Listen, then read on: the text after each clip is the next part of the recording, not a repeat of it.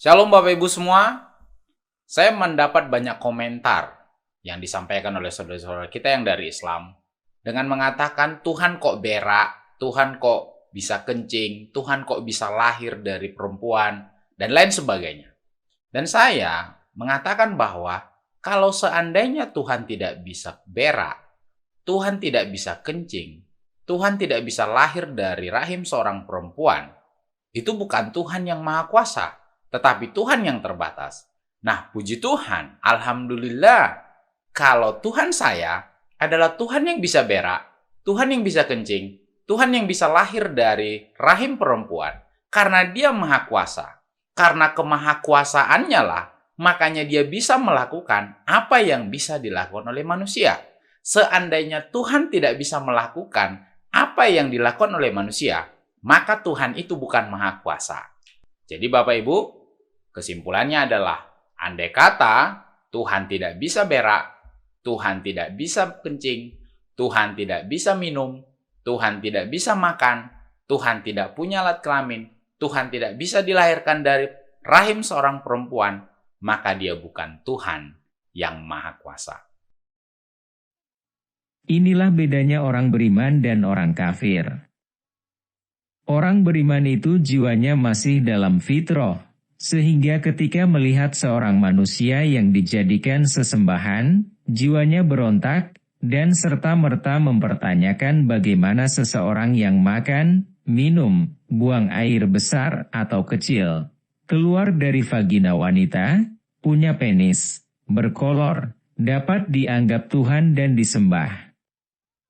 Berbeda dengan orang kafir yang fitrahnya telah rusak. Biarpun mengetahui bahwasanya yang dijadikan sesembahan olehnya penuh kekurangan, jiwanya tidak memberontak. Bahkan tanpa rasa malu kafir Kristen pemuja Yesus ini menganggap kekurangan-kekurangan yang ada pada sesembahannya itu adalah bukti kemahakuasaannya.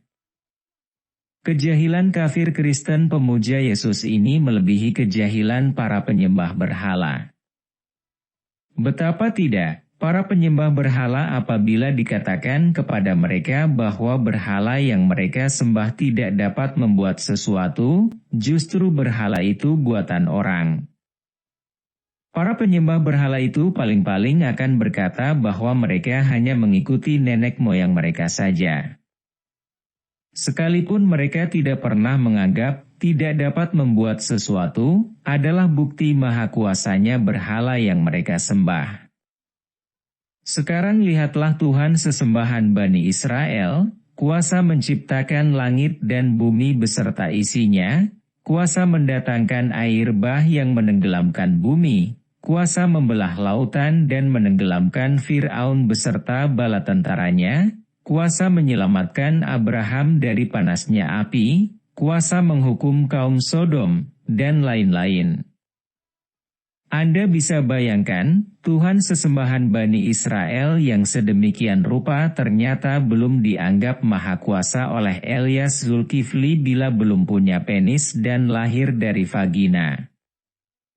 Tuhan sesembahan Bani Israel biarpun dapat mencipta belum bisa disebut Tuhan yang Maha Kuasa oleh Elias Zulkifli, sementara Yesus yang cuma berbekal penis dan lahir dari lubang vagina sudah dianggap Tuhan yang Maha Kuasa biarpun tak seekor pun nyamuk yang pernah Dia buat. Demi mempertahankan kepercayaannya terhadap ketuhanan Yesus, Elias Zulkifli mempersyaratkan Tuhan yang Maha Kuasa harus bisa makan dan minum, buang air besar atau kecil, punya penis dan lahir dari vagina. Dengan begitu hanya Yesus seorang yang pantas dianggap oleh Elias Zulkifli sebagai Tuhan yang Maha Kuasa. Saya belum pernah melihat mulut sebusuk mulut kafir Kristen yang satu ini.